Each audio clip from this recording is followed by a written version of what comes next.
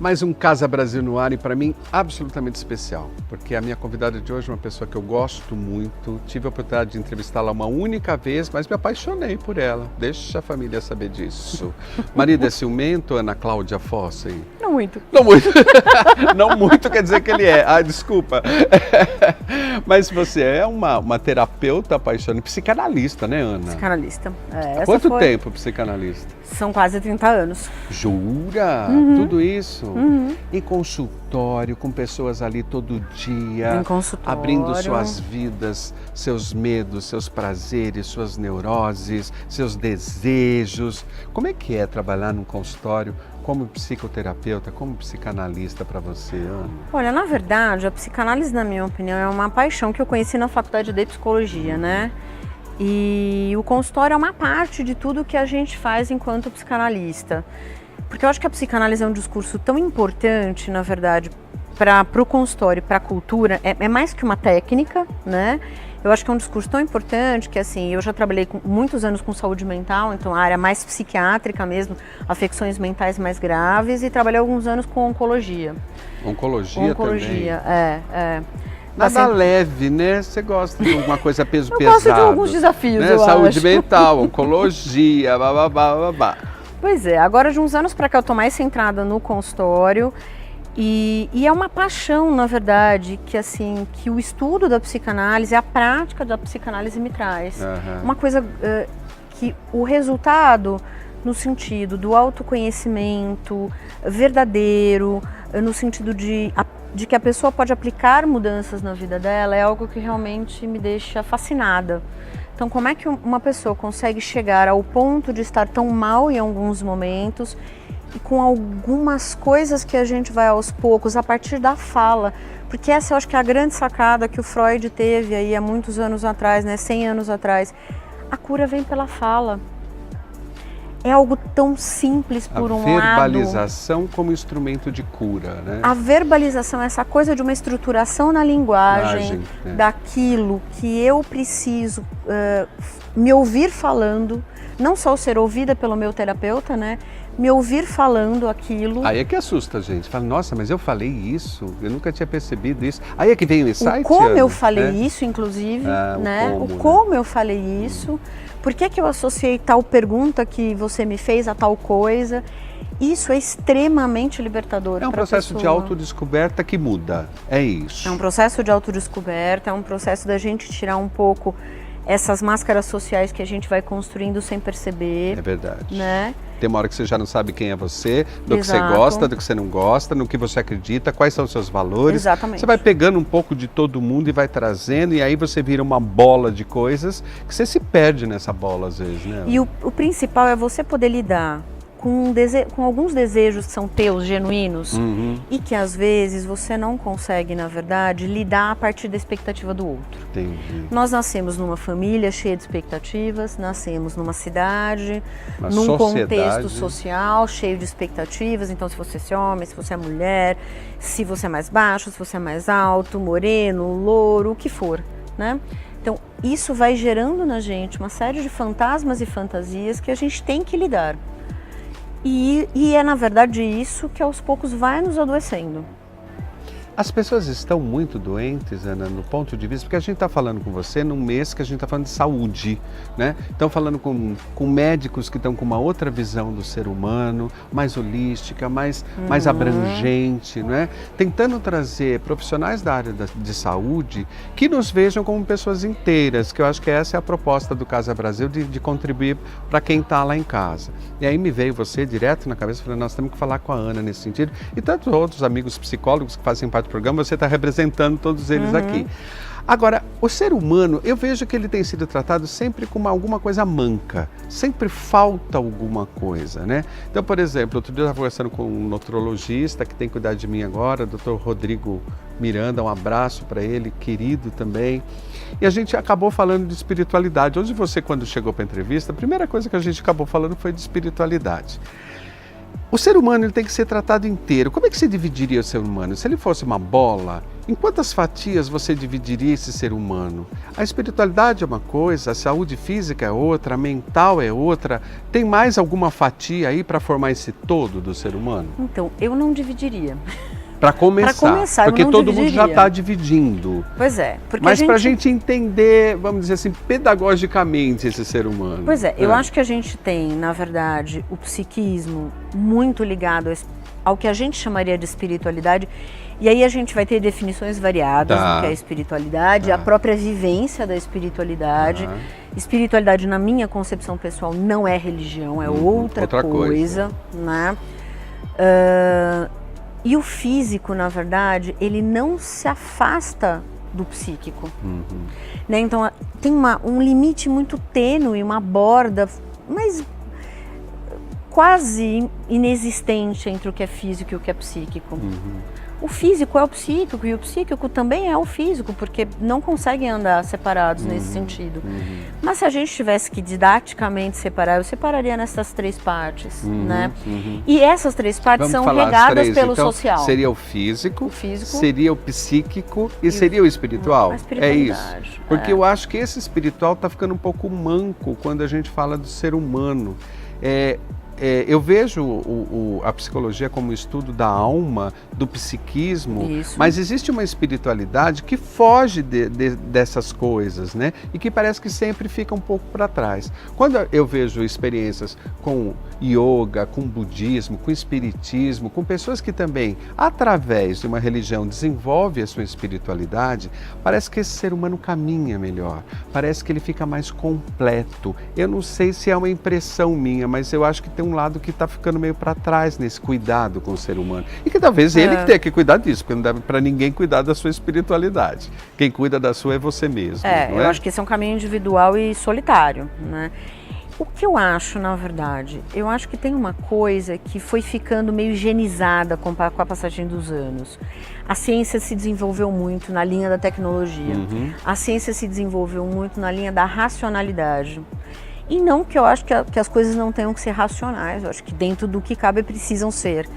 Mas essa higienização do corpo humano que se separa entre, né, que acaba de fato fazendo uma separação desnecessária entre o psiquismo, o corpo e a espiritualidade. Então a religião é algo, né, a espiritualidade está fora da ciência.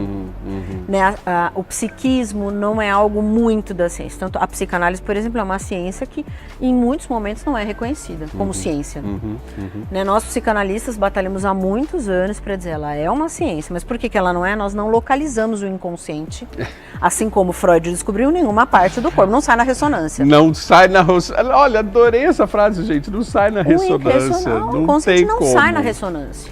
Ana, segura aqui, porque a gente vai para um breve intervalo e a gente volta já, porque o meu objetivo da Ana, agora no segundo bloco, é a gente falar um pouco sobre esse mal do século que vem atingindo tanta gente, que é a depressão, que é esse estado mental que leva uma pessoa a tirar a sua própria vida, que a gente viu tanto isso em 2018, não é? De jovens. Nós vamos voltar. A conversa é pesada, mas ela é necessária. E ela deixa de ser pesada a partir do momento que a gente entende. Então fica aí que a gente volta já. Voltando com Ana Cláudia Fossa, eu adoro conversar com ela, só que o programa é curto, né? A gente precisava aqueles programas de debate, né, Ana? Que até trazer outros profissionais da área e ficar rodando, quem sabe a gente consegue fazer isso mais para frente, né? Ana, a gente falou que voltaria falando das mudanças, quer dizer, o quanto essas mudanças do mundo que estão vindo, que estão trazendo essas novas mentalidades para o pessoal da área de saúde e também para os pacientes, porque eles também estão procurando médicos com outro perfil, de uma outra forma, a gente está vivendo uma mudança nessa área. Muito grande. Agora, por falar em mudança, o que é que mudou no mundo para pessoas, como a gente viu em 2018, de 19 a 30 anos, cometerem tanto suicídio? Tantos jovens deprimidos, adolescentes deprimidos e crianças deprimidas. O que é que está acontecendo com o ser humano, Ana? Então, eu acho que a gente tem aí algumas coisas que precisam ser olhadas para poder falar disso, né? Nós temos um refinamento dos diagnósticos médicos, né, sobre isto. e nós temos questões sociais que incidem sobre o psiquismo. Me fale do refinamento. O que você chama de refinamento de diagnóstico médico? Então, ele é mais específico? Ele é isso? cada vez mais específico. Isso é uma tendência da medicina já acho que há 20 ou 30 anos, né?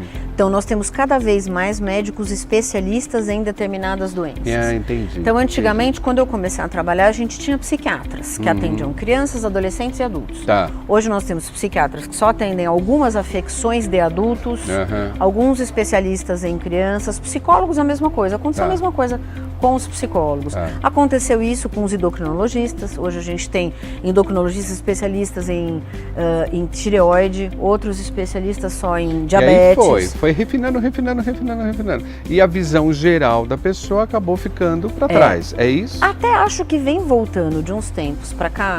Também acho. Uma coisa do médico de família, daquele clínico geral, mas ainda é um retorno incipiente, na minha opinião. Ainda não é uma coisa que a gente se acostumou a, por exemplo, eu tenho uma dor de estômago, eu vou primeiro no meu clínico geral. Né? Então isso é uma coisa que ainda não plasmou. Mas eu acho que assim, essa é do ponto de vista médico. Do ponto de vista psíquico, o ser humano é muito influenciado pelo social. Né? Então a gente tem um nível de formação da personalidade que é individual e intransferível. Né? Cada um de nós tem e essa personalidade se forma muito cedo, primeiro, segundo ano de vida. E a gente tem as influências do social. Há muito tempo atrás, a gente acreditava que o principal meio social era a família. Mas não tanto mais. Porque a globalização trouxe esta coisa de que eu estou sempre em contato com o mundo inteiro. É verdade. O dia inteiro. E as crianças muito pequenas também. E a escola precoce também, né? E a escola muito precoce, as escolas bilíngues e outras coisas que vão se trabalhando desde o começo para um final. Né? Eu acho que uma das coisas que eu acho que são emblemáticas nesses últimos 30 anos da nossa vida, 20, 30 anos, é a busca pela felicidade. O termo felicidade se tornou algo a ser buscado. Que eu tenho certeza que os nossos pais e avós não paravam para pensar nisso. Eles eram felizes. Eles eram. Felizes e infelizes. Isso que é legal. Felizes e infelizes. Alguns momentos felizes, outros infelizes, né? Morria um parente, ficava todo mundo triste. Tinha um casamento, ficava todo mundo feliz. E a vida era composta de momentos felizes e momentos infelizes. Isso era natural. E tinha uma balança aí que eles não paravam, na verdade, para se preocupar com ela. Entendi. Eu acho que hoje nós estamos muito preocupados em ser felizes. As redes sociais ajudam muito nessa concepção de felicidade. Sim. Então, ser feliz é 2 pontos. Tem lá, né, um blog qualquer Está que bem diz vestido, isso, comendo bem no lugar legal. bem sucedido, aos 30 anos você tem que ter um carro, um apartamento, não sei na onde, ter feito não sei quantas viagens para fora do país e nananã, ou falar não sei quantos idiomas. Padrão, é muito difícil. Né? Então nós também viemos de famílias, e a gente pode até falar de Jundiaí, que, né, imigrantes italianos. Então nós tínhamos muito que galgar em relação aos nossos pais, que conquistar. Eu fico pensando o que os nossos filhos vão fazer. É verdade.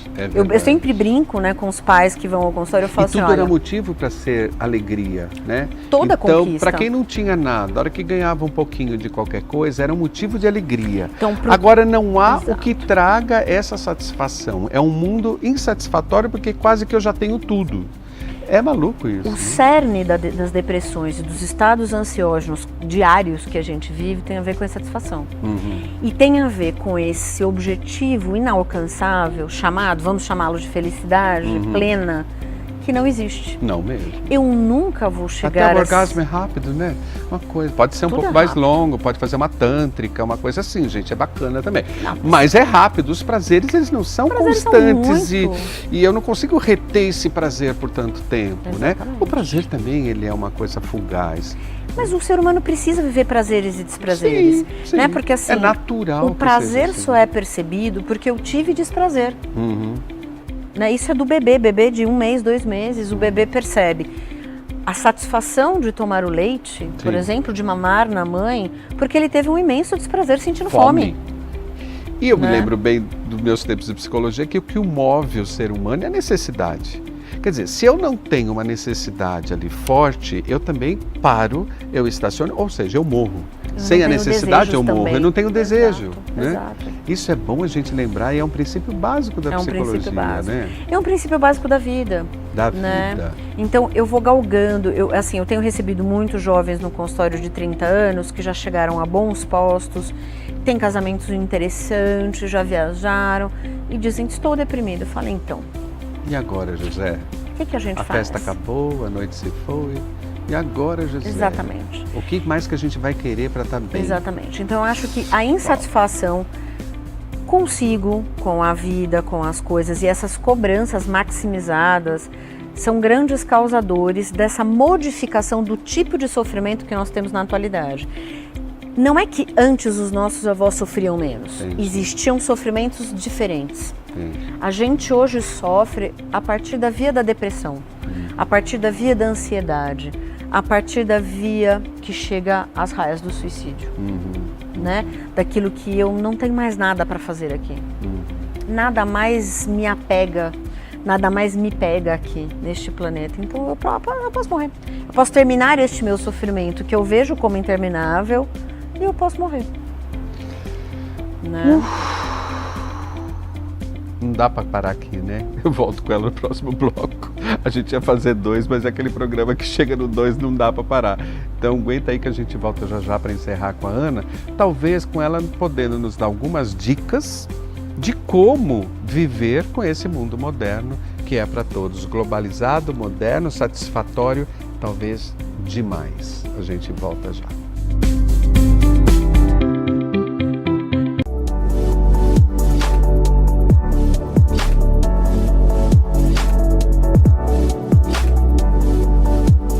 Voltando com Ana Cláudia Fossen, psicanalista, psicoterapeuta, e põe psico nisso, minha gente, porque é muito psiquismo num espaço tão curto de tempo, né, Ana? Pois é.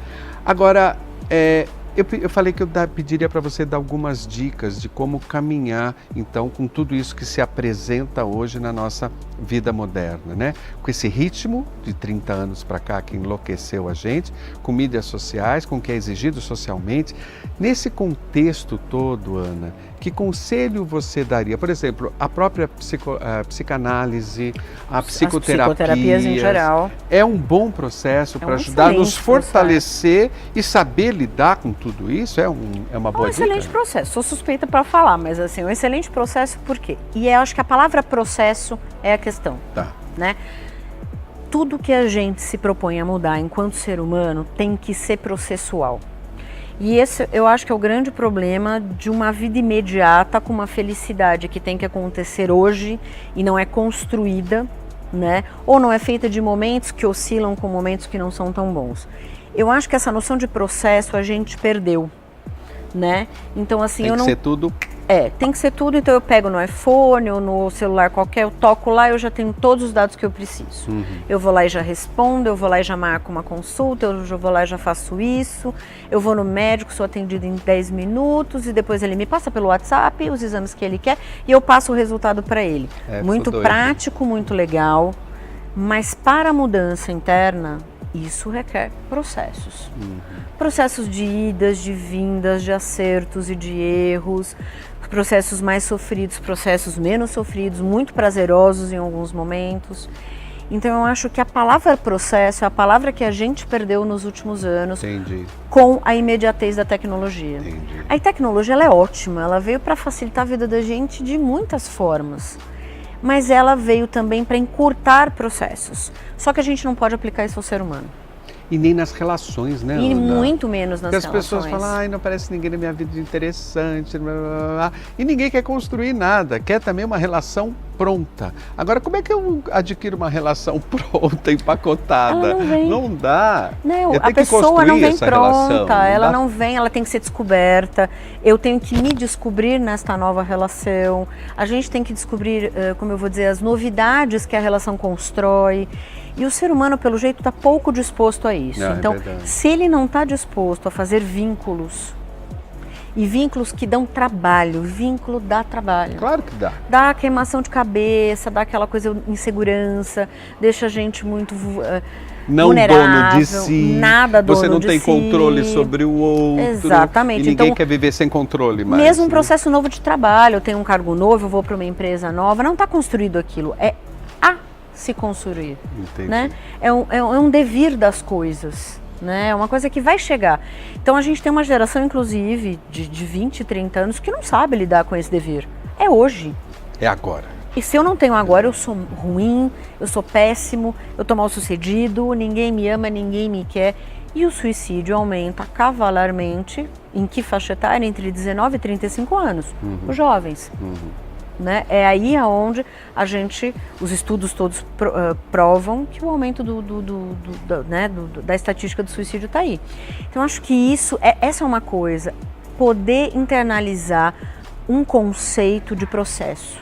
A vida é um processo. Vamos guardar essa palavra processo, gente, porque o nosso tempo já acabou. É uma pena, você vê, um programa inteiro, a gente ganhou mais um bloco, Ana, mas eu vou te convidar para voltar, junto com outros profissionais da área de saúde. Ótimo. A gente vai criar mais debates esse ano, porque acho que uma forma de ajudar o pessoal que está em casa, do Casa Brasil, é trazer essas boas discussões. Tem muita coisa boa para se ver na TV, sim. Use seu controle remoto e faça opções. Escolha as pessoas que você quer conviver na sua vida, quem vai estar do seu lado, o programa que você quer ver, você pode escolher. Essa é a minha dica também, junto com a sua. Pronto. Acho. Ana, obrigado, meu bem. Eu que agradeço, Dionísio. Você volta? Com certeza. Se eu conseguir arrancá-la do consultório, que eu não consigo, né? Nunca tem hora, mas hoje ela veio e a gente consegue de novo. Obrigado, viu, pode Ana? Deixar. As redes sociais, a forma de te encontrar está aqui na telinha, então, quem quiser falar com a Ana também. Vale a pena, eu tô louco para deitar naquele divã, eu não tô conseguindo, mas eu vou. Obrigado, Ana. Eu que agradeço, Dionísio. Até a próxima. Fica aí, pessoal, que a gente tá sempre por aqui com você. Tchau.